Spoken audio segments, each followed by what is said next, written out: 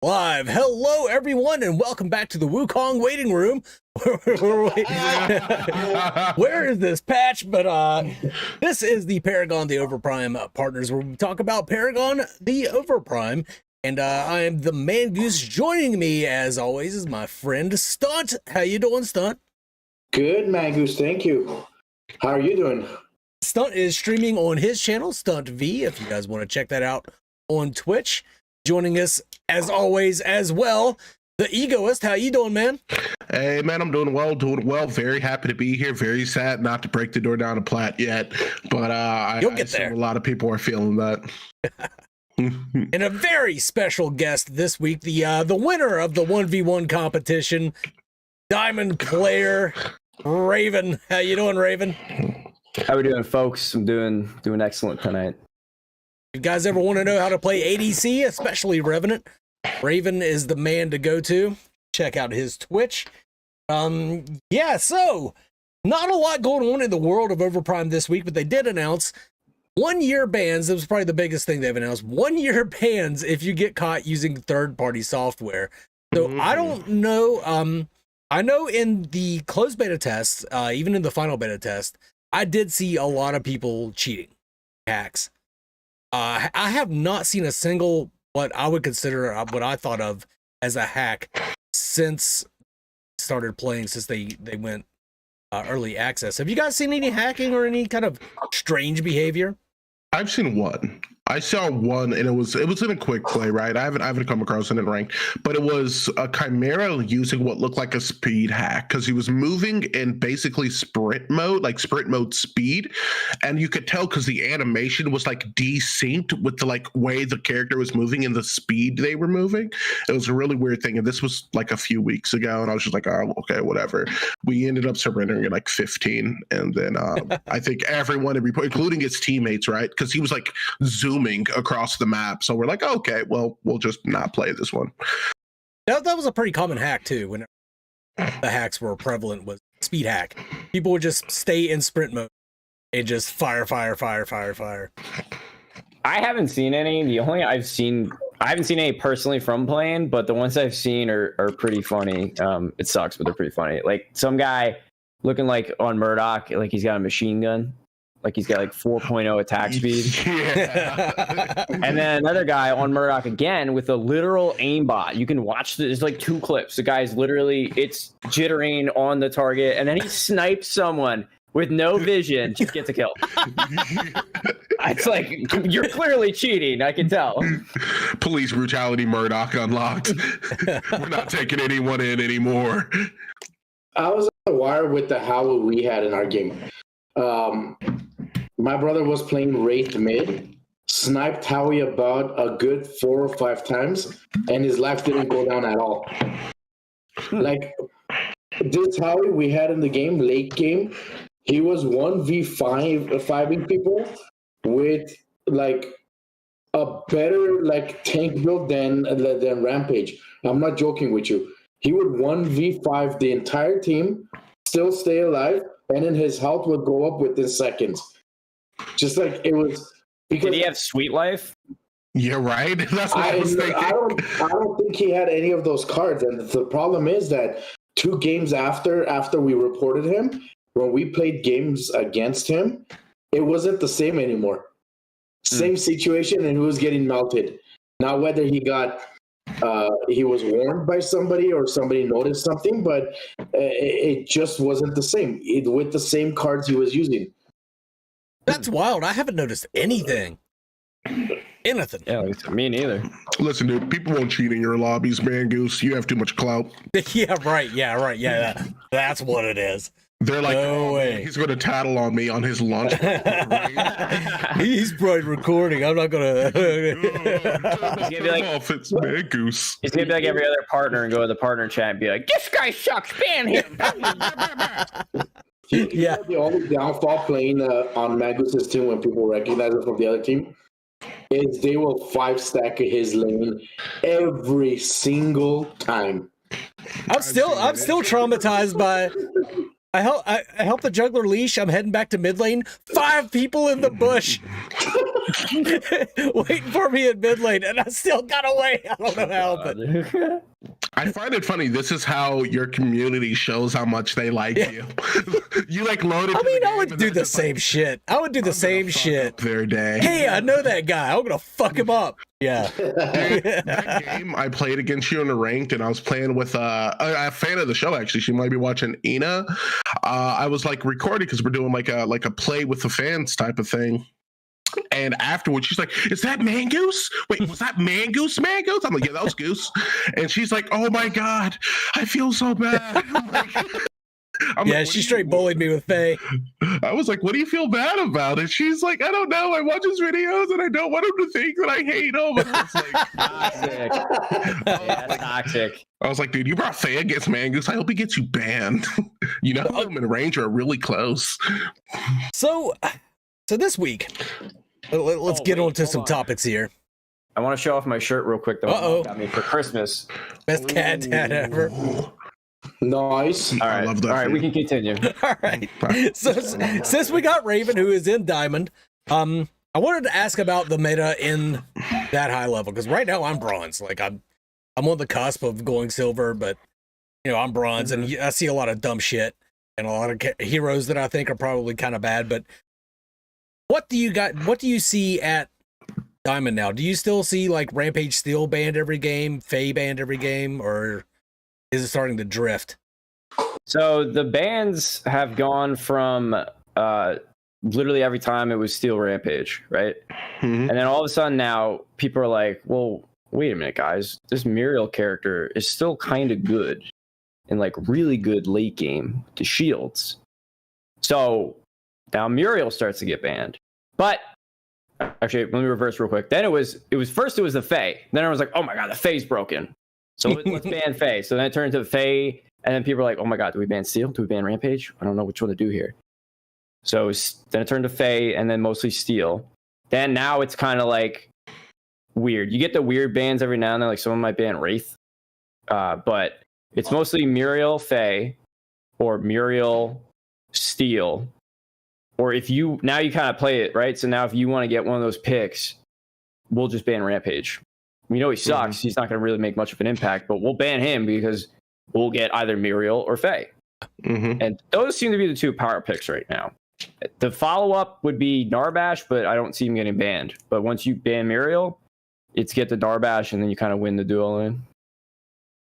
I don't know. Decker seems to have fallen aside as like a really good support. I think Decker's trash. Decker's really bad. I think she's fun, but she just doesn't bring as much to the table as Narbash or Muriel.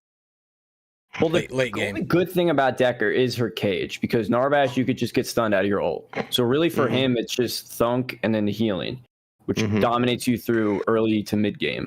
The ability to like reset and kind of re-push on objectives or initiate on team fights on the back of Narbash feels really good.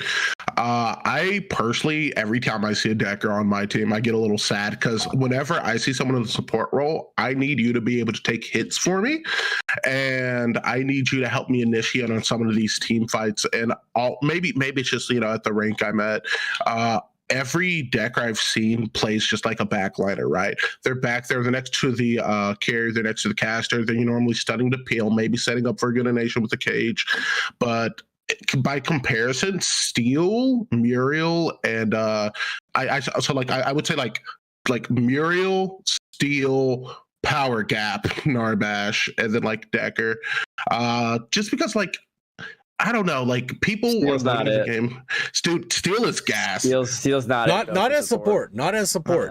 As offlaner or as jungler, yes.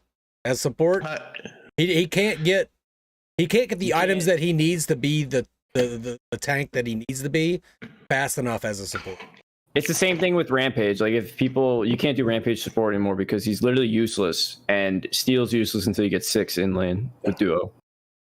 I would concede that because I don't play a bunch of duo lane. Especially against experienced players. Yes. Like my cousin and my friends that used to play OG Paragon with me are back. They downloaded Overprime to a point where my cousin just literally built a new PC for Overprime. Nice. That he came back. And against higher players, it's hard to play like a Faye support because he's either a Twin Blast player or a Rampage player. He doesn't play anything else. So I either play carry or support just to show him the game and stuff. And Faye works when you have a lower elo against lower elo teammates when it comes to support.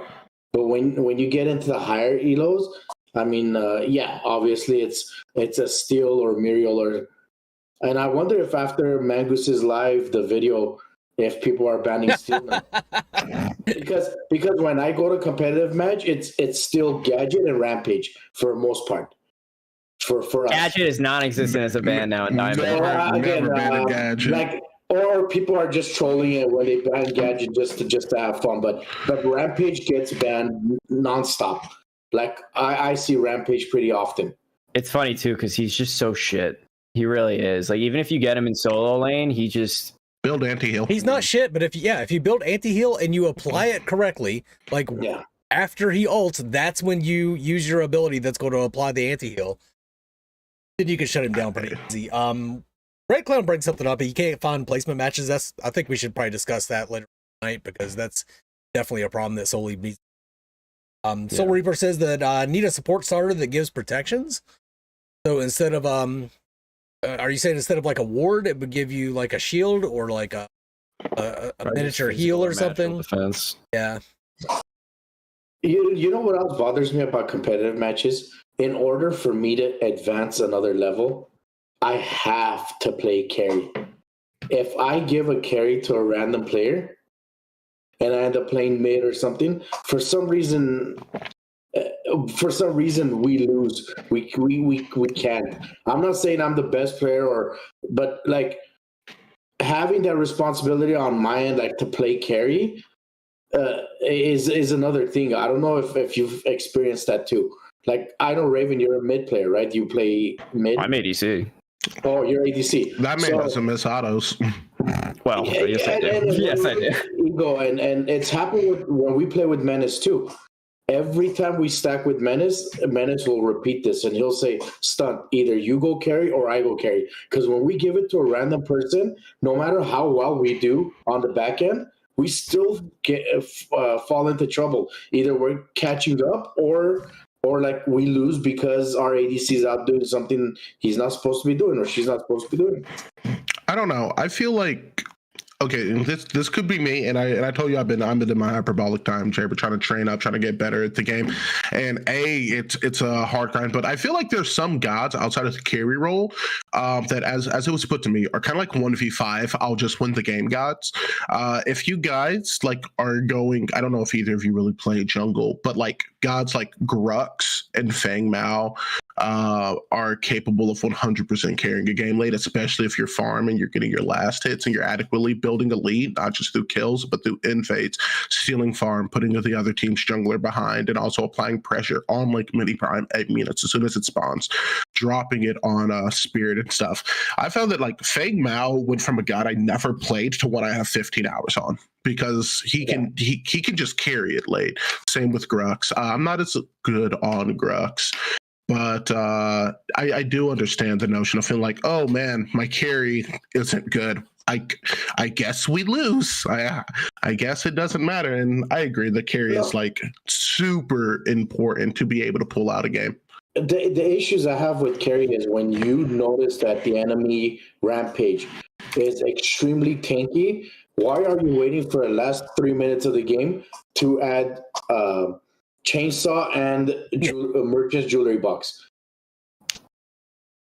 I don't know, man. Taking prime and then they've done all of that. Why are you waiting for that opportunity? And then you turn on and you say Rampage is OP. No, I mean, if you build right against him in the beginning, you should have a normal game without an issue. I'm surprised Grux isn't looked upon as more of an issue. I think it's because he's really good, but he feels fair. Like it feels a little unfair when Rampage jumps into your backline and stuns your ADC for two full seconds. At level 1. Yeah. But it doesn't feel quite as unfair when Grux lands like a big smash and grab to the ultimate. I don't know. You know, it's like an actual skill shot. I mean, so is the Rock, but You can sidestep cone. Like, just if you see a Grux going to initiate, move slightly to the left. Bro, I remember a time I was in sprint mode and the Grux came up to me, he went to pull, and all I did was go whoop to the side. And I was like, bye, I'm out. Yeah, Soul Reaper puts it the best. Grux is super one-dimensional. I know in Reaper's opinion, he has the best gank in the game, which after playing him a bit more to, just try to power level throughout ranked, I like Fang Mao's kit more because he feels a lot more safe with the teleport, being able to negate an ability with the ability shield plus the shield on top of it feels really nice. But Grux's gank is so potent if you know how to play him right. His mobility is super solid to be able to close distance even after like a Murdoch knockback, for example. The jump pull to get that extra range when you're doing it right can just completely like grab someone unexpectedly, plus the damage buff you're getting off of his ult. Grux is really good, but he's really fair and he's really one-dimensional. Grux isn't doing anything that you don't anticipate and you can't counterplay with like superior positioning. So that, I don't know, that's my 2 cents on the Grux meta. Fang superiority though. Here's a question for Raven. Based off of what we know so far, if Wukong's kit stays the same, do you see him ever being a hero that's going to be played in competitive? Because I feel like he's going to get banned all the time. I mean, your honest opinion, if they keep it original, they did mention that they wanted to have the old feeling, but that doesn't necessarily mean they're going to keep everything original. I think they're going to end up keeping probably the same kit. From the little, gameplay we saw, it is the same abilities. Now, if they go through with what they're saying they want to do, and if they change up XP gain or minion damage, whatever it may be, it'll be good for Wukong, because then we'll probably get a split push meta where pre 15, maybe even pre 20 minutes, there's actually no point to you sitting in the lane and farming unless you're behind XP. If it's more beneficial for you to actually rotate still and get the kills at the time, because the XP share, the kill gold is still way too high. So if you just sit there and like, let's say your lane rotates, but you're like, oh, perfect, I can push the tower, I get some tower damage. You're not doing any damage to the tower. Minions aren't doing any damage to the tower. It's actually just a waste. So if they change that, and then we'll have the split pushing. So then Wukong's actually gonna be an issue where it's like, oh shit, I gotta respect this guy because he just built up a giant wave and he's running it down on my towers. Well, now the Wukong can now rotate and then go take objectives with his team. In the sense of like, would he be meta? I could see it, but only in that sense, right? Because you still have the superiority of like CC at the moment and the tank items. So unless they change the tank items, I don't know. I'm not worried about him building up giant waves. I'm worried about him just soloing towers like he did in Paragon. He would just solo a tower. He would solo an inhibitor. If you didn't check him, he would go solo the core without any minions whatsoever. Yeah, I don't. So as far as like split pushing with the minions and stuff, I feel like minion waves move a little too slow, especially with the gap between the first tower and inhib. So I'm not as pressed about the split push pressure unless, like you said, Raven, they do implement some of those changes. Which, by the way, I would just adore a minion movement speed buff. Like, give me like an extra 10-15% movement speed to these things, because oh my god, just play Narbash. That's fair. Yeah, just play Gadget. Power. Or Gadget, yeah. I don't know. I wish they were a little bit faster so they can apply pressure. I'm like I'll set a slow push on lane, emphasis on slow, and I'll be like, all right, you'll be at the inhib in 6 years approximately, as long as you sail correctly. That'd be a bigger thing for me, but if they do drop him down with the current tank items exactly as he was, I'm nervous about 20-minute Wukong with like Sweet Life or Pendant or Zimia's built, just walking into inhibs and being like, this is mine now. With the combination of what his mobility was in the old version plus the tank items,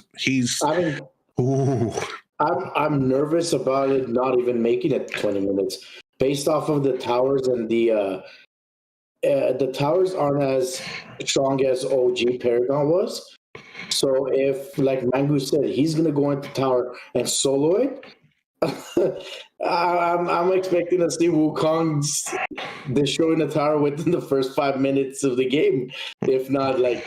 And if he's anything like he I used to be, he's also not going to be building any tank items whatsoever, because his 84,000 hairs, it gained damage based on his basic attacks. Each one of his clones would deal damage with a percentage of his crit, attack speed, base power, and lifesteal. So once he would get like 10 or 11 of those fuckers rolling on a tower, he could just walk. We could just walk out of the tower, and they would just kill it themselves. So I don't know, man. I think the other issue, though, actually, because now that you mention it, I don't think early it's going to matter, because again, still, even with his ultimate with the clones, I still don't think it's going to be enough, because you're also not really going to have enough attack speed that early to just like melt a tower pre 10 minutes. Yeah, I don't think that's the issue. I think the bigger issue is the fact that he can just go up to underling and just solo that probably way too fast. Yeah. And now you have a second jungler who's still solo lane. Like, you could technically second jungle if you're solo lane, but you're not going to be able to clear the camps as fast as him. So that could be a big issue. I feel like also in the solo lane, the pressure he's going to be able to apply to the enemy team's jungle is going to be insane, right? Like, you're going to have your jungle warded, or a Wukong is going to step in, or he's going to clear your right side and put you a level and a level and a half behind without the enemy jungler having to do invades. Yeah, and then he's just going to cloud step up to lane. He doesn't have to run through bush or anything. I do see him being abused in the jungle too, if they don't play him in solo lane. If that's the case. Oh, he could be a great jungler. Oh yeah. If that's the case, then he's gonna be trouble in the jungle too. And then, like you said, Raven, and if he's soloing the baby prime and all of that, yeah, I mean, Wukong just became the breaking news. I think he's gonna come up in every episode till we actually get him and see what's going on, because I mean, I wasn't expecting that early in the game. I mean, most junglers can solo. So, like, I'm not as concerned about him necessarily soloing objectives, because any jungler can solo prime if they're adequately farming, maybe getting an invade on to put themselves a little bit ahead at 8 minutes. Like, it's not like it's at risk for killing you. But the speed at which he'll be able to take it is my primary concern. Well, my thing from like the high elo whatever perspective is that too much priority is put on underling. So as soon as 8 minutes rolls around, if your whole team's not there, then you're just trolling, basically. Because again, that's what goes back to my point of there's no need for you to be in that lane, because you're not going to get a beneficial push versus getting the underling, gain a free tower or the free spirit just by dropping it on it. So I don't know if a jungler can just maybe at low elo, because no one's warding or no one's paying attention and rotating. So maybe junglers can solo objectives easier there, but definitely in like diamond plat, it's not going to happen. But I think Magus mentioned this a few weeks back during the show that I think you should be able to lose the prime buff if you get killed, because even when you're soloing the baby prime underling and you smite it, you're not worried that you're going to get killed afterwards, because you know it's not going to go away. Yeah. If you allow somebody to steal that becomes a more of a careful play. And you won't have people just fucking running pell-mell into a tower and dropping it. Yeah. Because right now people just don't give a shit. In chat here actually makes a good point. Will they make his passive cost mana? That's how I would balance him. I could see that happen if they would have to make it toggleable. Toggleable, exactly. If you make his ult toggleable, then I could see that being really good. Because if it's just every auto attack, why would I play the character then? I'm just literally losing mana every time. I gotta fucking build mana. Like, Life is pain. But toggleable, that sounds interesting to me. Yeah, I like that. I like that. Make it like Grimm's slow basics. Right. Each one costs like a whole bunch of mana. So also real quick, backtracking to the talking about the next patch and like balances and stuff that we'd like to see, because I would like Raven as well as your guys' input on this, because I know in the past we've talked about we are here to protect towers. The towers aren't here to protect us, right?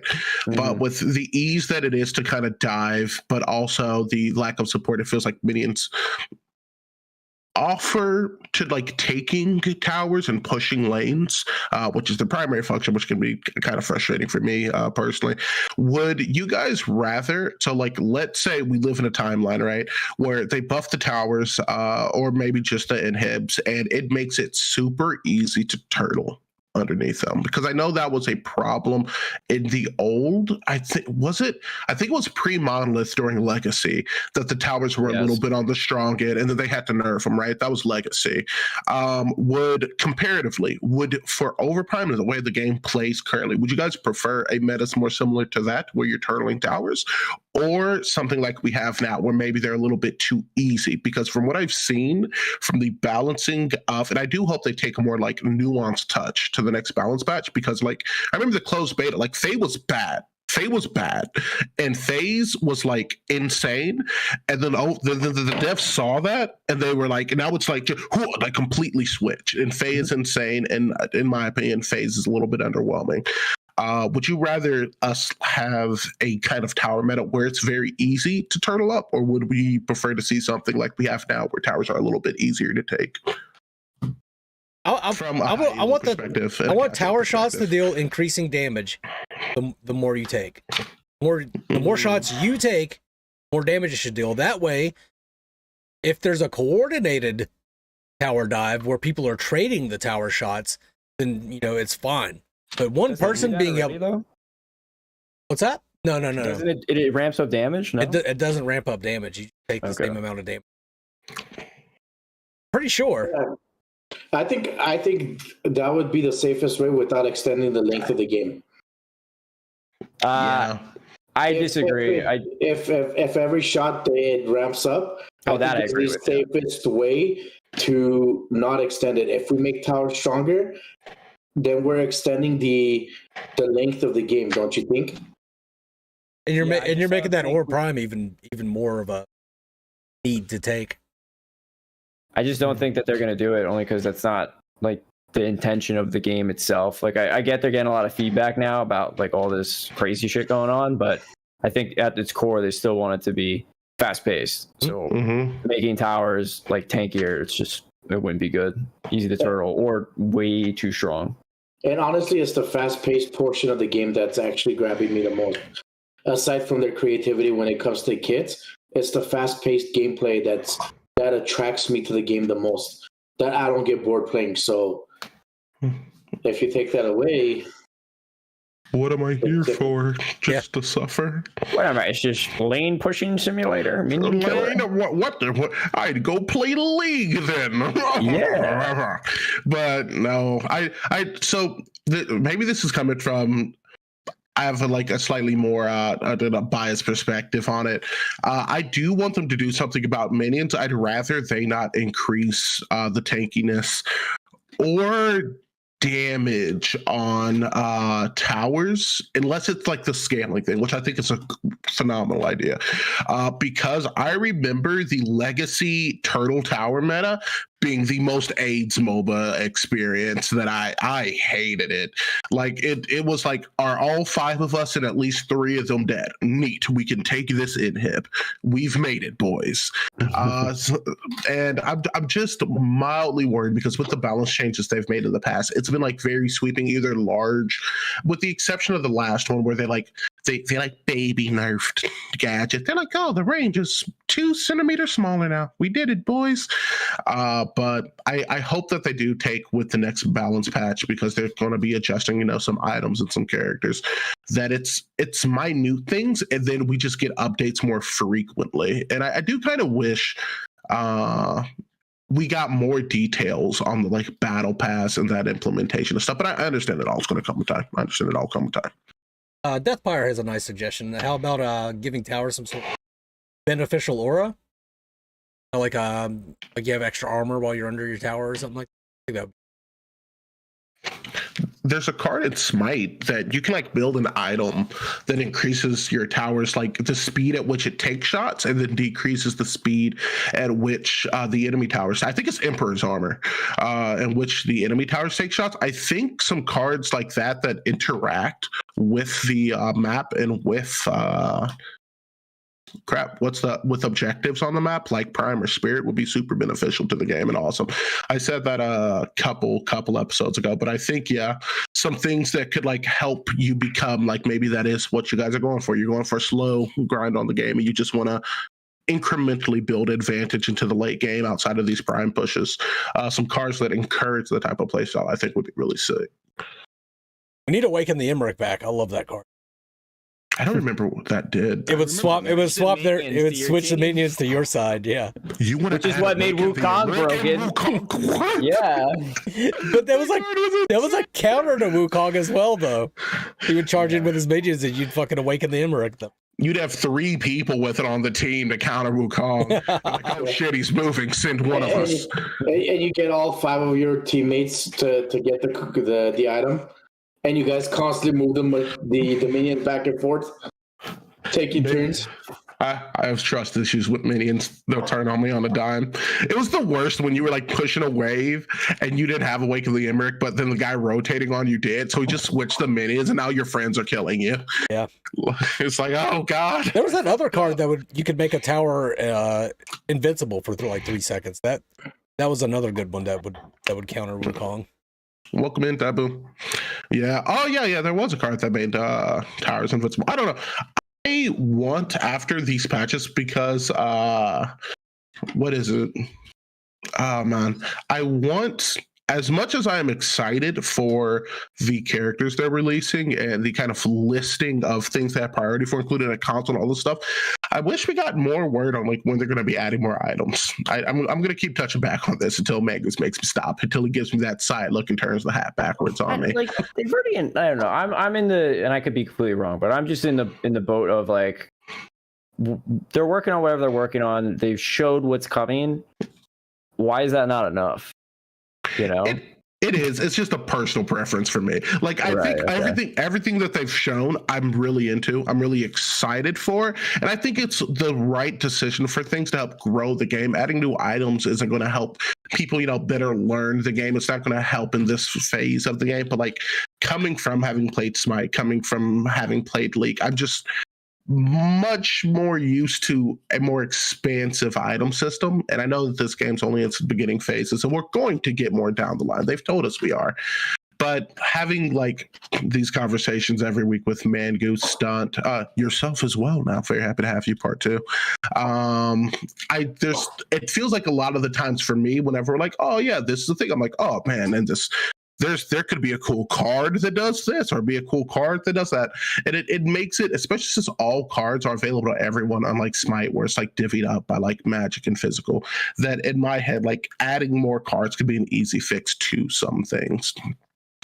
But that's just an opinion. And again, no, I agree, but I still look at it as like your second month into early access. People are like, "Oh my god, ban this, nerf that, do this, blah blah blah." Like it's a MOBA, it's a longevity game. I mean, and I've said this example right too. Like, was League perfect in its first couple of years? No, you had stupid shit in that, and League's been around for 10+ years. Was Smite great at the beginning? Probably not, but I wasn't part of those communities back then. We're a part of the early access community for a game. I mean, even the people that played Paragon, look at how much we complain about that. That game lasted 3 years, and obviously XYZ, but still. I mean, that game went through different changed games completely. Twice. Yeah, it did. Yeah, we got 3 games over the course of that time. Yep. And then the good thing about Overprime is that they're transparent when it comes to news, but they also keep cards to their chest and make it really interesting. Yep. Being partners ourselves, we give a lot of ideas and we talk about it. And you guys know we say everything. And we know that they have the manpower, they have the money, and they have the capability of creating a new map at the same time as having a team to create new heroes, at the same time having a separate team creating skins. So the fact that they're not releasing information and keeping us in a kind of in a mystery, even as partners, is I don't have a problem with it. Like Raven said, I enjoy it because for the last couple of weeks, Mangoose has mentioned that Grim might be the next hero. I mentioned that Drongo might be the next hero because of their teasings, and all of a sudden, what do we get? Wukong. Yeah, that came out of left field. Yeah, this guy's going through like the data mine website the guy had. He's like, we got this, we got that. Yeah, Wukong's nowhere to be found, and all of a sudden, boom, Wukong. I like to think that they actually did it on purpose. Like they were like watching a couple of shows. Like we'll show them the data mine our shit. But God, look at him. We'll troll them. Do we have Wukong ready? Can we release him next? Mangus thinks we're gonna get Grim in the game. Got him. And they do watch it, and it's probably pretty funny to them too. Going, oh yeah, let them talk about it. Yeah, we just showed a picture, and these guys are getting excited. For all I know, that PlayStation 4 kit picture they put up probably has Xbox stuff in it. I don't know. Yeah, the other thing that they bait and switch us with is Adele. They're like, they showed us Adele, all this stuff with Adele, and then it's like Xena. And we're like, who the fuck is Xena? Yeah, who the fuck so they're like, all right, well, okay, Adele's gonna be next. Mako. Like, what the fuck is this furry little motherfucker? Where's Adele? Dude, that was so funny to me because they were like, we're going to be releasing a custom character. And I'm like, oh, shit, Adele looks sick. And they're like, Cena for you. I'm like, oh, shit, Mako is next. I'm like, holy fuck, dude. Did you guys scrap the character? They're like, no, she's for later, though. Taboo, you're asking about a new map? What? Yeah, what you talking about, Taboo? Overprime? What? You're just talking about how the I was snow just going away? mentioning that Overprime has the capability of doing all of this, and they have the manpower where they can have a department in the background creating a new map, when at the same time have a department that does skins and updates and so on and so forth. So I'm not worried about it. Like some of the other games where the community complains about missing items, these guys have the capability of working on it in the background. Yeah, there's some spoiled art for a new map on the Reddit too that I thought looked pretty sick. I think Reaper was the one who sent it. Yeah, it was Reaper. Reaper sent it to me. It looked super awesome. It looked something like in a Realm 3v3 mode, which I think would be so cool. So cool. I think this game would be the mode like that would pop off so hard in this app game. It's not anything I expect anytime soon, like within a year. But I think it would be something down the line I would be super excited to play. And I think it would also be a great way for new players to kind of learn characters and learn the game. For example, Reaper is absolutely right here. The EA trailer that you slow down, the spirit buff, or I call him Bambi, some people call him reindeer, is actually on the platform just like the red buff and the blue buff. Now again, it might just be a trailer because they put him there. But when you do slow it down, you do see components and designs in that trailer that look like a new map. Ooh. Hey, Deathfire, we're getting a gerbil hamster as the next original hero, so I don't want to hear this waifu bullshit. Unless you're really into little gerbil hamsters. Yeah. I agree, a spider waifu would be cool. Dude. If that gerbil hamster or whatever you guys want to call it is balancing on that ball like a circus clown for the entire game, Jesus, I think it's going. I think that's the idea. Yeah, I'm pretty sure that's the idea. I'm so excited for it. I'm really excited for them to show us like some things outside of the waifus, but I might get canceled for this, but I will never frown upon them adding more attractive people into the game. Did I say that politically correctly? I don't know. I spent the money on that gadget skin and on the Shin B skin and whatnot. And hey, we're running an Unreal Engine 5 and attractive people wouldn't get. Spider waifu Mangu's a freak, dude. I've been telling you. Yeah. The freaking spider thing that Epic had shown off for that one artist. Yeah, Hatch. Hatch was done and ready to go into game. It just didn't work apparently. Broke some shit. Yeah, too. Fucking Hatch. You know what? But yeah, I'm down for that too. Some weird heroes. Like I guess Mako is kind of along those lines. But he's not human. But I would like to see something a little more monstrous. Like Marsh or Hatch, the ones that we've seen that Epic had planned for Paragon but never put them in. I would love to see them do something a little more creative like that. It was interesting that it wasn't released with the assets. If he was completed, like Boris was completed too, but Boris never got released. But the assets, they gave it to us. It was weird that some of those concept heroes were not released with the assets. Yeah, I was gonna make a joke about Richter basically being a monster, but I'm not trying to have to fist fight Mangoose. So Oh no, I mean, look at him. He's all fuckered up. he's all fuckered up. No. I mean, talk to monsters. The day- Well, we are getting Iggy, right? You know, Iggy and Scorch. Yeah, that's true. He's in the game. What he comes out February? Yeah, February. Dude, I was sick. actually lose my shit the day Overprime brings in a skin for Richter that looks like Krang from the Ninja Turtles.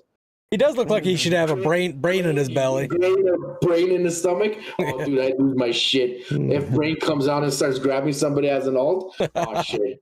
Overprime, the next Fortnite game and crossover extreme.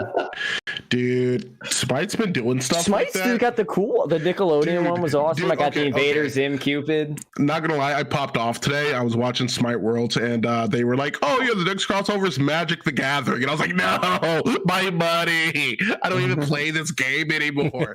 God damn it!"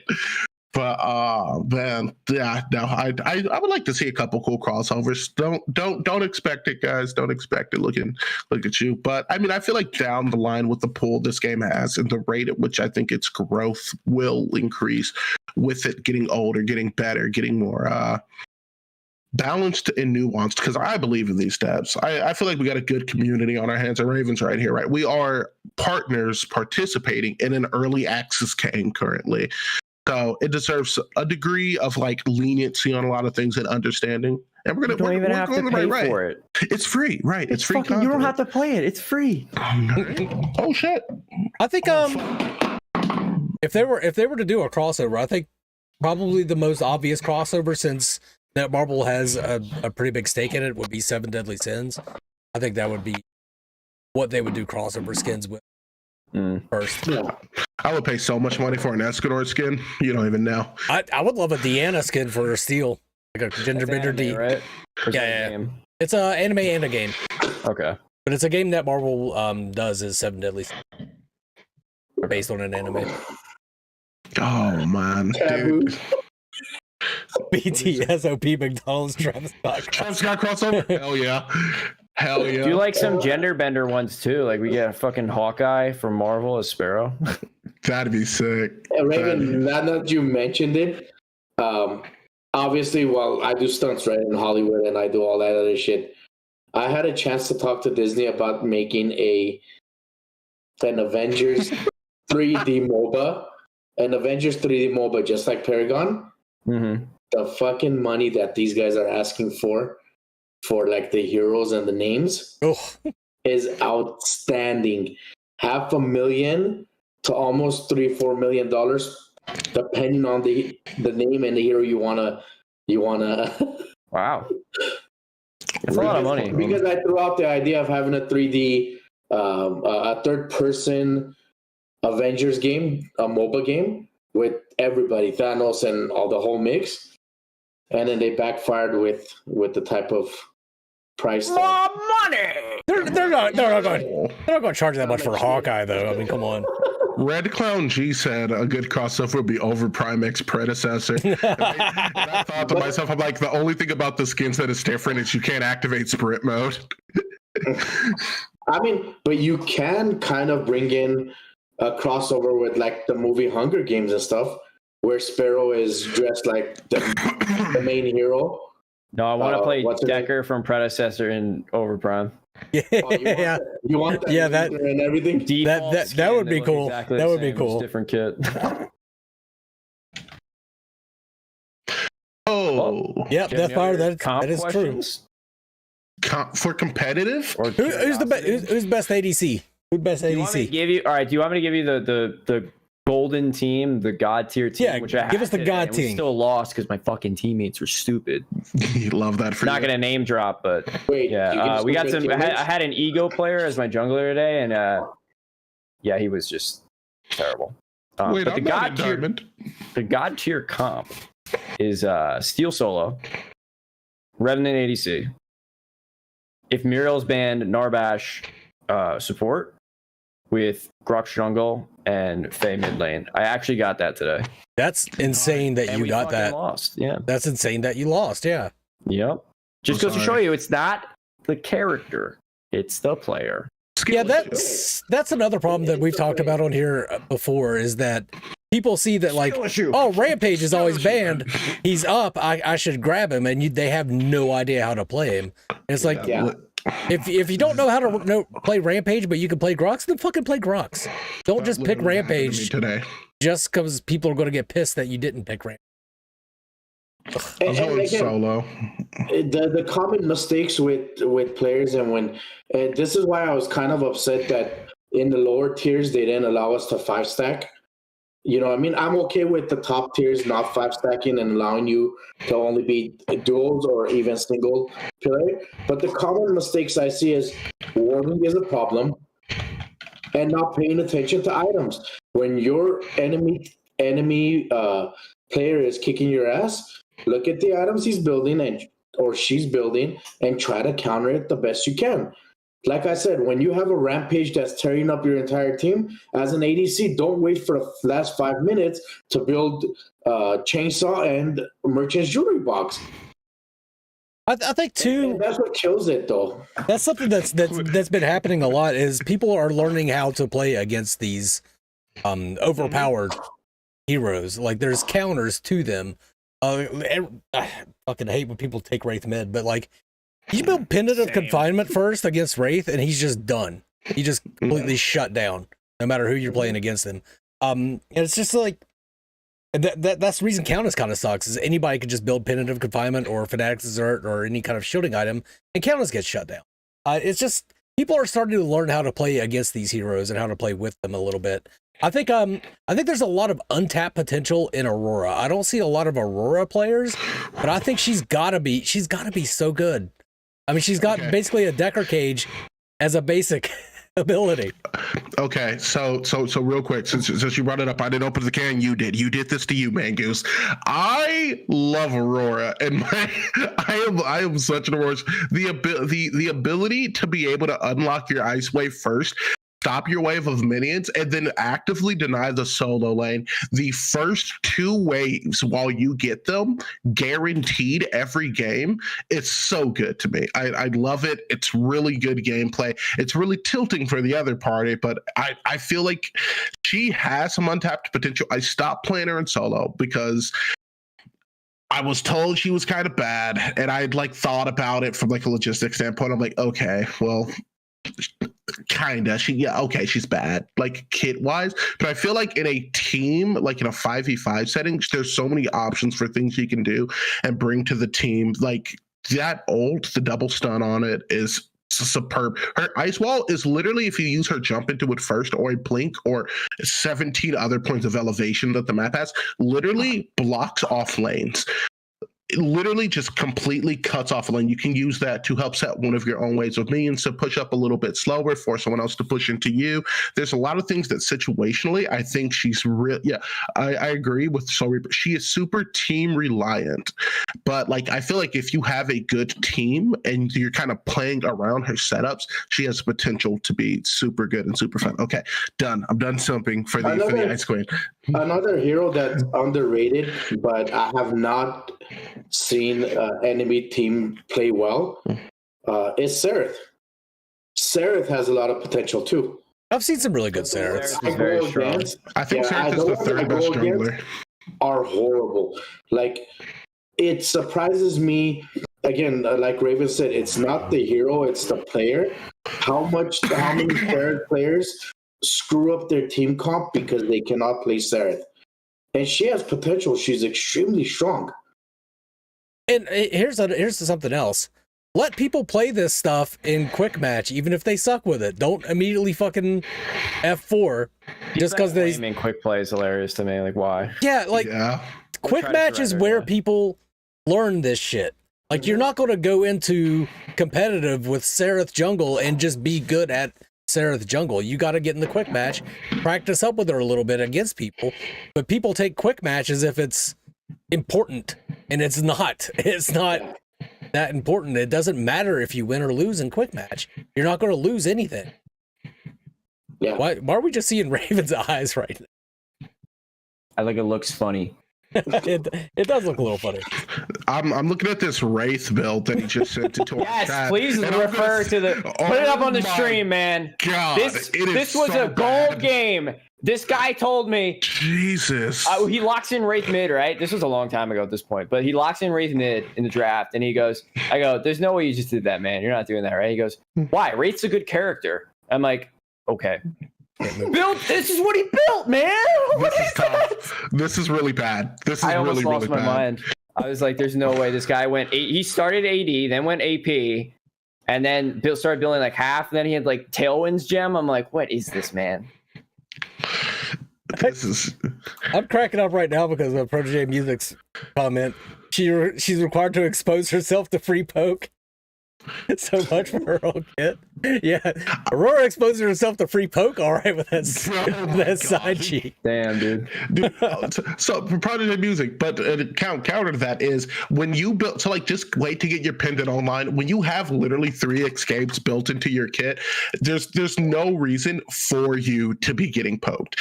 Just check your angles on how you're initiating. Initiate off the side on the back line, and you can be the one to be the first to get in there. But with that level of mobility, there's no reason you should be getting caught. Build tank, you're going to take a couple hits. You're going to ult, you're going to drop some CC chain. And if you're feeling spicy and your team's initiating off the back of that, set up an ice wall so people can't leave and then just drop off the other side of it. There is no reason you should be really getting caught as an Aurora. Like there's like zero. I'm not saying you should have 0 death games, because there is only so much you can do when there are cooldowns, but come on now. Come on, you're not getting poked that much. Hey, Sir S-Song. Dude, love seeing you. Okay. Welcome in, man. Of course, Low has to come in when I'm making jokes about poking Aurora. It's so cold. I think an alarm went off to low when you said Aurora. Oh, is Mangoose making jokes about the appearance of a hero? Let me Sixth jump Sense. in here. Her phone automatically logged into it. Lo was in bed and she like floats out. The eyes are like shining. Yeah. So I do have a couple other competitive questions since you are up there in Diamond, my aspirational place as soon as the plat door unlocks for your boy. So what I've been doing recently, this is a jungling question, and maybe it's more preferential for you since you're I play in the jungle. dual lane. Oh, you jungle? I mean, I've played all the lanes. lanes at this point except mid. I've only played a caster one time, and it was quick play. Nice. I will say, ask anybody. I mainly jungle, but I got a mean Gideon mid, lads. I got a mean Gideon mid. Respect. Yeah. But for you jungling at these higher elos, I've been taught and I've been practicing, and it worked for really like I said, like 12-game win streak, just stomp, kick, just gone, no more pain, just dreams of helping build a lead. Taking red count, basically crossing over, invading, doing the 3 count to put you at level 3, bouncing back to Fin Blue, and it basically requires you to be in jungle for a good majority of the time until you hit level 8. Because if you're hitting a lane and you're trying to gank, but you don't get that gank, you're just putting yourself behind on farm. And at the higher levels in like ranked, right? We're talking about like 5v5 scrims in ranked. How frequently are you like rotating into lanes to gank, let's say first 10 minutes? It's something I'm curious about. How often are you full committing to a gank first 10 minutes of the game? Pretty frequently. Putting a lot of pressure in. So like if I'm jungle, usually I'm playing Grox, and if we start Dawn side, I'll start red, and then I'll either go immediately try and gank mid, or wrap around and come up through the middle by Spirit to get dual lane, depending if they're pushed up or not.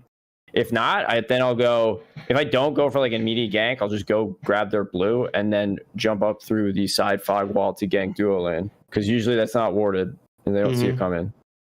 But dear God, PSA, this goes to anyone at any elo. If you're ganking, gank the fucking support who can't flash away, please.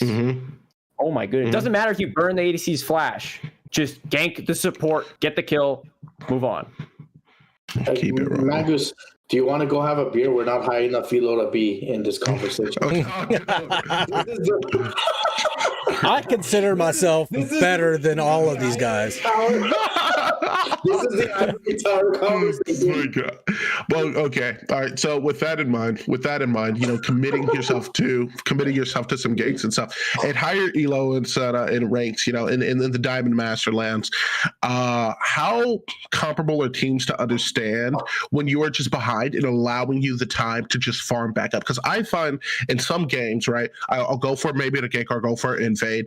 And I don't know if it's just in gold, people feel the fear of God, but literally, like, I have had to do, as the jungler, have a ward war with people in the enemy jungle to, like, just so I can have vision on where their jungler is. And I've, like, seen enemy team junglers, like, first thing they do, come in, ward my side jungle, fall back over to theirs. And so I feel like there's always vision on my side, which makes invades a little bit more difficult. But at those higher elos and ranks, if you are falling behind, is your team more comparable to see that and just, like, not initiate as frequently and allow you to put? Okay, cool. So everyone's still full sending. Everyone's still an idiot. Yes, trust me. Like, because there'll be times, like, if I go to try, because I'm not a jungler. So, like, the other day I was playing Grux, I went 1 in 10, but I also had, I think it was like 17 assists or something. So, like, I wasn't just feeding, but I was dying a lot. Mm-hmm. So there were times where I would try to gank early on, and then I got behind, so then I literally just started farming. But the problem there is that because you need that XP in the farm, because if you don't, then you're gonna get really far behind. Sort of what kind of was happening to me. So I started farming more. But anytime we had a team fight, I mean, I'm the first one dead, but at least I get some of the CC off as Grux, and then maybe the team can clean up. I don't remember if I won that game. That was a while ago. Probably still in my battle record. All right. But it's frustrating because, like I said, just today I had a jungler who is a borderline master, or he is master, I don't even know, and he went 1 in 6 because first of all, we didn't have our mid lane ever rotate, which kind of sucked anyway, but he was going behind, and then he would just, like, try to gank again, and then it just wouldn't work. And then I see so many times, like, our jungler will invade early, like really early. We're talking like, that 5-minute mark still. And I'm like, what are they doing? Like, they're just going to rotate in with sprint mode, and you're going to, even if we get a kill, they're just going to come back from base, probably with items now, and then you're just going to die again. I would rather, like, some giga clear character. It's just not worth it. I would rather have a jungler that secures objectives than a jungler that ganks my lane. You are unlike every other player in ranked. I literally, before a game, would be like, I won't be super present in the first 8 minutes because I'm going to be spending that time getting ahead so I can secure objectives. My goal is to get, like, I will say this in text. My goal, first 10 minutes, is to guarantee prime into spirit to build us a lead, and then I'll take the carry tower with it, right? You just drop it to the side. It'll take it almost guaranteed, help apply it, like 2% pressure, and we're there. We've made it, kids. But, like, people, if you're, like, not in their lane, like minions spawn and people are in chat just like, jungler hasn't ganked yet. He hasn't rotated over. And I'm just like, I'm trying to build a lead. I'm going for an invade. We're trying to get the cards online. I want to get you guys this prime. So, that gold that goes to everybody is more important than the gold one person is going to get off this kill.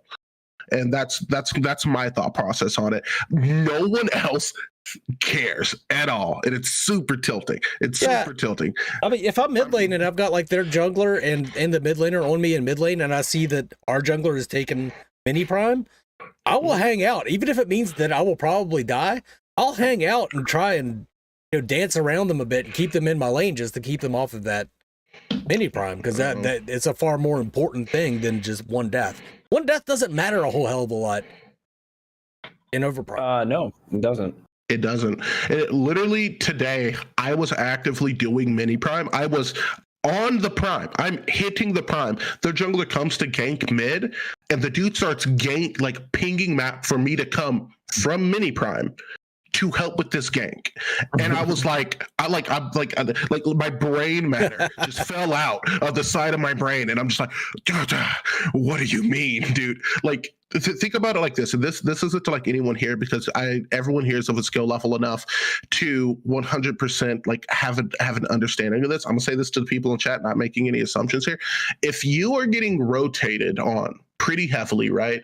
Buy wards. That's not a part of the point, but just buy wards. But if you're getting rotated on pretty heavily, think about it. Don't let yourself tilt that every time their jungler comes and yours doesn't, as your jungler not doing their job. Think of it as every time that jungler rotates to come kill you, you have actively, as the laner, denied their jungler any advantage they would have got. You've just wasted their time, and because of that, you've put your jungler ahead. So don't tilt off and start getting super angry that your jungler also isn't ganking at the same time they're ganking, because you're denying that dude farm and he's just floating in your lane and allowing your jungler to develop a lead, which is going to help you secure objectives like Prime, like Spirit. He'll be able to help you push towers a little bit later. Just be patient with it. All right, I'm done. I'm going to exhale. Ooh. Yeah, breathe a little bit there, man. Damn. Yeah, I did. I'm done. Tell me how you really feel. Start yelling at me. Maybe I'll get a little I'll just the lights. My biggest pet peeve, like Raven said, when the support is overextending on the dual lane and you have the jungle that ganks your lane, but instead of killing the support, chases the carry all the way into their tower and dies. Yeah. I mean, and then when you talk to him about it and you say, why don't you just get the support?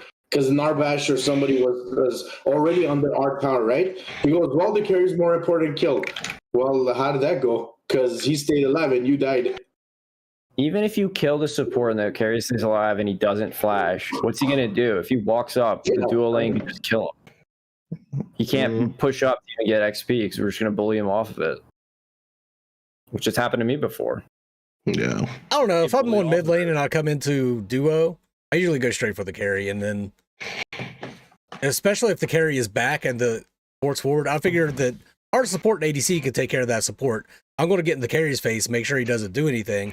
If he blinks, that's when I turn on this. Honestly, just focus to one target. I think in any situation, unless you have the items and you know that they could just like insta kill that person in front. I guess what I'm thinking is I'm on Shinbi, so I'm building up my stacks on the ADC. If I can kill him, I can kill him. If not, I just turn and fucking all kill on the support. All right, so it's situational per character. Yeah. It's Reaper in the chat. If I'm Gideon, I'm going to catch them both. I'm going to catch them both with the combo. Can I talk about one of the most frustrating things in duo lane in the first 10 minutes, probably, but especially in the first like 3 to 5 minutes? It's this stupid ward battle. Yeah. Puts one down, takes it out. Puts one down, takes it out. This guy's blocking. We took it out. There it goes. Oh my God, he's got 12 more. Here comes another one. It's so annoying. Like, oh my God. Because you can buy the yellow, right? And if you upgrade that blue, you get 2, right? But you can also buy 3 extra wards. So you can place all these things down. You have like fucking 5 wards to deal with. If you have a melee Narbash, it's a little hard to go and de-ward it. So if you have like the Decker and then like the range or ADC, they just take out all the wards, and it's like, well, what the fuck am I? It's so back and forth, and I'm like, oh my God, here's another one. Oh my God, he's de-warding. What's the best is the support that will run all the way into the enemy jungle to put down a ward, and then start getting fucked up, and they get pissed off that they got fucked up. I have one time like their duos push, I'm under the tower, right? Or they're about to get under the tower, and my support will jump off the firewall and go to like de-ward. I'm like, bro, what are you doing? I'm de-warding. I'm like, they're pushed up. What do you want me to do? Now is not the time. Your auto attack don't go fast enough to clear that in time for they show up in your face, man. And then the support that gets killed when he's almost in the red buff, trying to win. Where were you, carry? Where I'm supposed to be back here. Dude, I've seen. So when I finished my placement, it placed me silver 1, and I remember like in my first like 5 games, I messaged the thing because I'm very vocal in the chat, and I'm like, hey, please ward, because I was playing carry, which for the record, my weakest role. Don't ever let me carry for your team.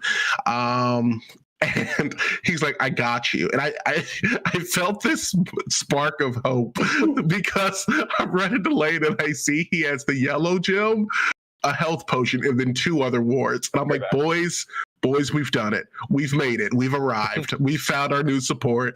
And I fuck with you not. He runs into their jungle to where the fog gate, you can't cross it, and wards there. Holy shit.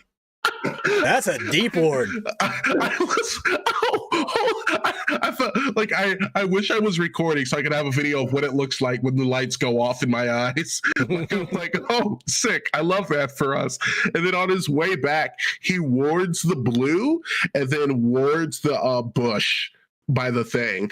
And like all three wards, just a straight line from there and You can only down to the lane. You can only use one sentry ward at a time, though. No, you can place the yellow one, and You can place a yellow and a sentry. Yeah, the yellow and the sentry. So he didn't place one at the buff; it just carried over. He placed it like on the edge of the bush that was over by it, and he like put it on the very end, so it covered like where the thing was, and then also that just like small section of the jungle by the fog thing, and then he like comes back in the lane, and I'm just like, oh, that oof. That was that. What I'm seeing a lot now is wards up on the bridge. People warding the like a ward up on the bridge. I actually like putting a ward there. Yeah, because you get vision. Stupid. The fact that you get this X-ray vision. Let me go for a ward up on the stairs thing. Oh my god, I gotta go run around that pit up the stairs. Be warded. It's fucking cheese. I do hope they patch out cheese wards, the ones you can put literally inside the objective. Like I just went by that needs to be prime, and I'm like, guys, there's a problem. Like what? It's like apparently the prime buff has eaten the ward. It's in his mouth. We can't get it out. Yeah, you can't deward that shit. The most excited I've ever been is when I was playing with my cousin in dueling. I ended up getting a Countess carry and a Seraph support against us. Mm-hmm. Dude, thank you, gamer. We waited for that lane and we couldn't stop laughing. Honestly, though, no, I do think, because we're talking about wards, I do think that they should change how wards actually ping, because I think it should still be line of sight. Because like I said, you do the one on the bridge, you see the guy coming from their jungle, you're like, oh, here comes the guy. I can see the jungler coming. Mm-hmm. Or you actually forces you to get a deep ward in there so that you can see that coming. Well, the ward, the ping, I'm not as concerned about the ping and the ward as I am those bushes, and when they're in there and you can't target it with Murdoch, it's annoying. If you know they're there and you damage them and they don't get revealed, you can't target with Murdoch's Q. You can't target with Countess. Like it gets freaking annoying. People abuse that a lot. I'm hit or miss on that, and as an ADC main, I could, as you mentioned, Murdoch. It's funny because it's like I love Revenant, right? But his Q is so fucking bad, and it infuriates me. Because, like I was about to say Scud, because Murdoch target check is just a better Revenant Q. Because it doesn't matter. If you Q as Murdoch and the guy goes into the bush, it's all going to hit him. If you start your Q as Revenant and you get like 2 bullets off of it and they go in the bush, the others just vanish. Doesn't track them. I haven't noticed that because I don't play Rev that much. But so if you start your Q and they go in the bush, it disappears basically. You go through the animation, but it doesn't shoot anything out. But I'm also hit or miss because I actually don't mind the fact that you don't get revealed if you're hitting someone in the bush, because then it gives the bush kind of like a purpose. Because like I've heard a lot of people say that the bushes are kind of like whack or like there's no real purpose to them. But then that also, is the more important thing of like getting the wards actually in the bush itself. Because you can kind of like dance and poke with someone. I've had times where I lose the ADC battle because the guy's in the bush and I'm trying to shoot him. All I see is the thing moving, right? Maybe it's my bad because maybe I should just be aiming at the feet where I see the actual movement, because for whatever reason I keep aiming like body level. But I don't know. I'm hit or miss on that one.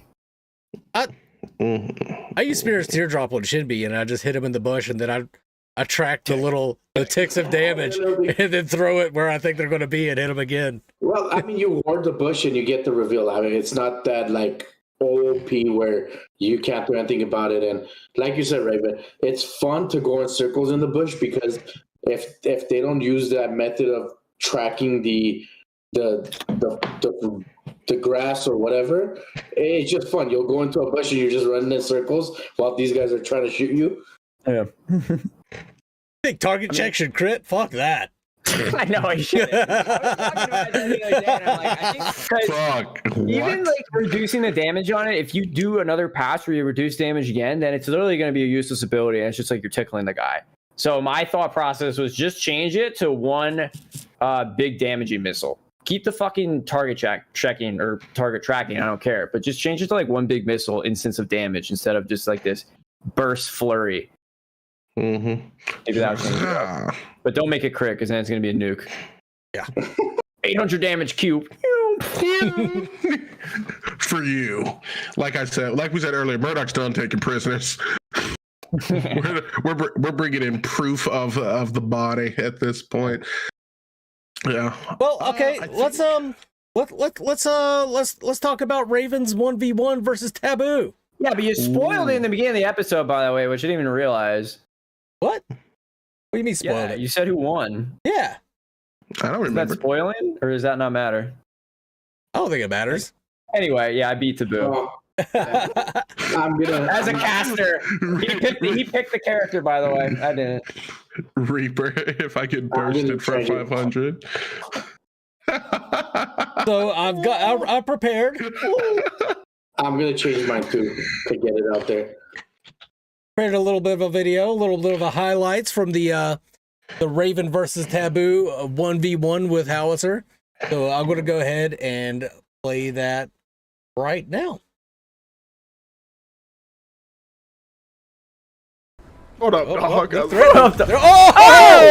Shots fired! Shots fired!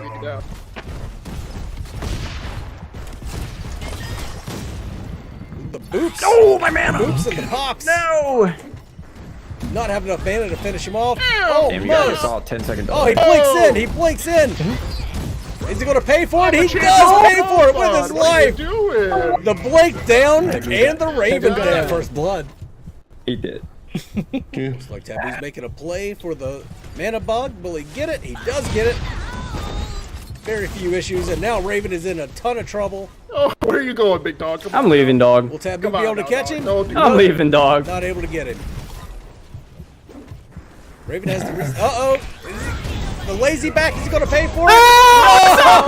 Oh! I'm backing on him. The bait back. The bait back. Tower. Late now. There's something going on with these. I like real hard out there. Where you going, big dog? Oh, the fadeaway rocket Hey there, bud. Where you finishes headed? him off. I'm leaving. Now it's 2-1. Oh, Oh, is he gonna try? Is he gonna try? Oh, mind he did pop have his up blink. He trick so blinks out. Oh many no! Taboo What? killed him. Oh, What? okay, yeah. He walked into the ultimate to do He it. walked in. no. That was amazing.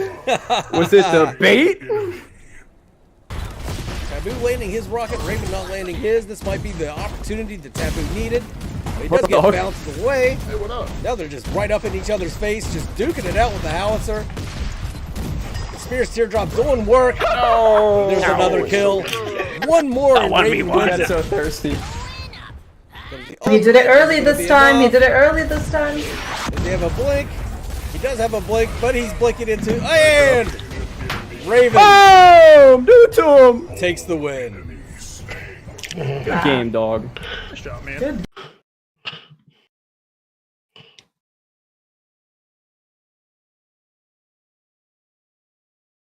So, yeah. That was fun.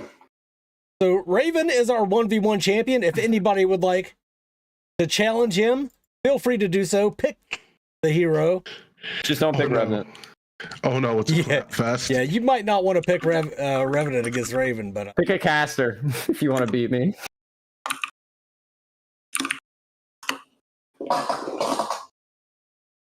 I mean, Raven versus Soul Reaper. Did I say that out loud? Or just Narbash only. no, that's only there it is. Bro, I'm here for the Muriel on Muriel gameplay. Oh boy. But yeah, if anybody wants to challenge him, just let us know. Pop into any one of our Discords. Let us know that you want to challenge Raven, and we'll set something up. Yeah, like Raven said, probably don't pick Revenant against him, but and then if Raven wins again, then we're going to give you a 1 minute penalty where you have to stay in your Oh, your base for 1 minute before. okay. That way we don't have the same person just constantly winning. Yeah, if you keep winning, we're gonna keep adding penalties. Yeah, That's At one fine. point, you're not Let's do gonna be that. able to get any items. Yeah, I just won't buy any items. Yeah. Or no, I can't back. How about that? Just can't back. Dude. TB ADC. I'll take Raven on TB. Hell yeah. Ooh. There you go. Is that the challenge being thrown? I don't know. I feel like I could bring that Gideon gameplay mid. Maybe take him. Bring out the Gid. Hey man, I've hit some nice rocks on the training dummy in the training grounds. Just saying. Saucy. Whip out the top 10 ranked Gid. I also whipped out the crit attack speed build on Gideon in the training grounds. Kind of slaps. Yeah, I'm sure. Yep. Pop versus community ARAM. But yeah. Let's start closing it out though. I think we really only had the one thing to talk about tonight, which was the whatchamacallit. Oh no. Close it out, Magus. The ban, the 1 year ban, is that a hardware ban, or is it one of those where I can go into Steam, make a new account, and be able to play the game again? Do you know? I have no idea. I would think that it would be an IP ban, but and somebody even said in chat that 1 year isn't long enough. It should probably just be a permanent ban if you're caught using third-party the game software. But this is the first offense, I guess. I don't know why you would come back after a year, being banned from the game. That's a long time. Yeah. But the other thing that I kind of wanted to touch on too, though, was the placement matches. What the fuck's going on with placement matches? So from what I've been told or what I've been heard is that, are you talking about the initial placements or the promos? Initial placements. I think initial placements you need to have at least, I think it was 40. five other people, including you, that are also in their placements. Oh, really? I think it's something like that. But then that's also how kind of promos work, where you need other people in their promos as well. So that's why I've heard some people aren't getting like games in their promos in like silver. And in Raven, I've also noticed that the East Coast gets faster. You find games faster in the East Coast than you do in the West Coast. Yeah, so I live last week. Too. Yeah, I live West Coast. So when I play on West Coast, it's only quick play, and like I don't lag or anything. But every time I play ranked, I have to play East Coast, and I just get these fucking giga lag spikes where my game freezes up for like a second, or it was always at the worst time too. Like about to hit an auto, thing just spawned, this ability went off. So it's kind of frustrating, and I've been doing that up to Diamond. But yeah, you can't play on West Coast if you're playing competitive. Even Like at true the Giga Chad. yeah, even with like the peak moments of West Coast. Like I'm in the West Coast too. For me, I'm in California, so like 6-7 p.m. It's harder for me to get into a ranked match than it is if I just queue in East Coast and get in one within a few minutes. And I think part of the reason, and I mentioned this last week too, part of the reason is probably they have to open up the gates where it allows a lot more levels to play with each other. If you only allow silver to play with gold or silver to play with bronze, and you only have one level above or below, I think that's what's causing this to happen. There's also that too, but I think they might be, which is actually kind of weird because they should actually open it up right now, considering there's, I mean, whatever, the drop-in player base and such. But yeah, since you've tightened up who can play with who in ranked, it does reduce or prolong the queue times. But with the last thing with the server thing is, like, I was happy that I had a West Coast server since beta because I moved from Pennsylvania out here. So I was like, all right, sweet, West Coast server. And then I'm like, wait, but now I can't play ranked because no one plays. But we share the same leaderboard. So it's like, why not just have one server at this point? I kind of wonder I too, understand, to get more people in quick play. if it's the fault effect. I don't know if you guys probably didn't play Fault as much as Stunt, but with Fault, nobody before like 6 p.m. EST, everybody queued EU, no matter what region they were, because they assumed that there was nobody playing in NA. However, a vast majority of the people queuing in EU during those times were NA and just played on bad ping because the assumption was there that there wasn't any queues for NA. If people would have just queued NA, then they probably would have been fine. I think that's probably what's going on right now. People have gotten so used to the NA West queues being so long that everybody just queues NA East, which compounds the issue. So the downward spiral. Actually, that's a good take. I didn't think about that. Mm-hmm. But they definitely need to do something with placements, because I'm hearing so many people talk about not just NA West, but NA East and EU, everything. People just aren't getting placement, being able to play placements. So like, what's the point of trying to grind up if you can't even place? So they need to ease up those restrictions. Like, place people that they need not have 5 people that are in placements. I don't understand that at all. Placements are placements. I get that it'd be a pain in the ass for people that are in gold or whatever to suddenly have somebody that's obviously bronze in a placement match in their game, but I don't know. I think it'll resolve itself in the next season, but for now they need to do something. I was gonna say, it could just be me and my bad opinions of, again, saying that the game is, it's 2 months in, and I don't know, maybe that's not like the biggest priority for them to fix. But I do agree. I think that whether it's next season or not, they need to probably need to widen the gap of who you can play with in ranked just a little bit. Tighten it up in like diamond. Like, so diamond you can only play with like master and plat. But I think like if you're plat, you can still, I don't know, maybe silver's too. I don't know. I don't really know where the skill gap is right now in the community. I need like one of those wave graphs to see where the majority of the community is at. Skill is, because I mean, I can kind of see it from the leaderboards, but I can only see the top 500 people. So like master's probably like 0.01%, diamond's probably like maybe 1%, plat probably 5, maybe lower 4 or 3, and then it's just majority gold. I think is the rest. I think all the silvers got kicked off the leaderboards now. Haha, you stinky silvers. Bronzies. Fault was toxic as all hell. Yes, it doesn't bother me that silver gets kicked out of leaderboards. From the sound of it, if you played decent in your placement, you got silver anyway. So I played decent in my placements. God damn it! No, but you played support, and it sucks for support because it just it's not fair. I mean, I still went 6-4, which is what a lot of other people did, but 8-2. 8-2. Look at you guys. Oh, we got him.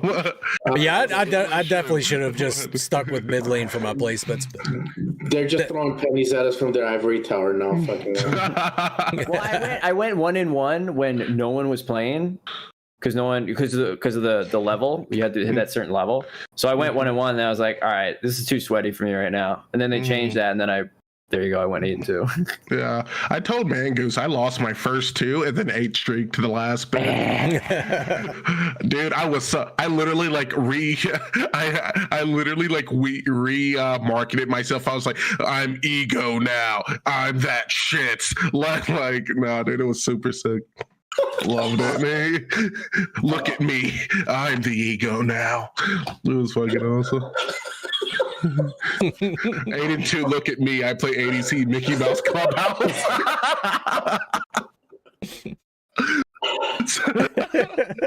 that was good, Reaper. I like that one. That was fun. That's fucking, oh shit. All right. Well, let's start wrapping it up for this evening. Man, I think it was a really good conversation tonight. Talked a lot about ranked, a little bit about what's going on with the Overprime. Hopefully, next week we'll be talking about Wukong. But let's start closing things out. Raven, where can everybody find you, and what can they look for content? Raven, as you see below me, right there, at GG on the end. That's my Twitch stream. I stream always every Wednesday, Friday, Saturday night. Unless I say otherwise. And then I've been sporadically streaming, maybe like on a Thursday or a Monday or something. So keep an eye on that. The YouTube is just my name, Raven, at Raven. I got, they got those nice little handles now. You can tag people. So at Raven, that's my YouTube. Definitely have fallen off on that quite a bit lately, just between my fucking work and then trying to rank up in this. But I am going to be working on. I know I said it last week for the minions, but I am still expect the how to play Revenant guide, kind of like an in-depth build and all that. So tips and tricks, all that stuff. So that's what I got. Hey.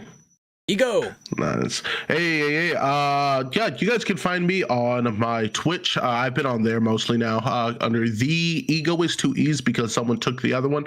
I've actually been reaching out to a lot more kind of small time community content creators and stuff. You know, if you click the game on Twitch and go to the bottom, I've been reaching out to a lot of them. And weirdly enough, I actually had one of them reach out to me yesterday. So I wanted to give an opportunity to shout this guy out. His name is Serge Asaw.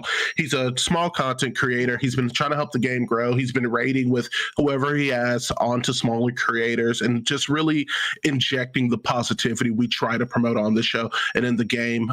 So I just wanted to shout him out. He's also setting up customs for people who may be lower level. So if you're looking to get into 5v5 play, he could be a great doorway for people trying to get into a competitive format who maybe don't have the reputation to yet. So yeah, check him out. He's a super awesome dude. And then, come check me out streaming because I do that now. Passing on to you, Stunt. Smooth segue.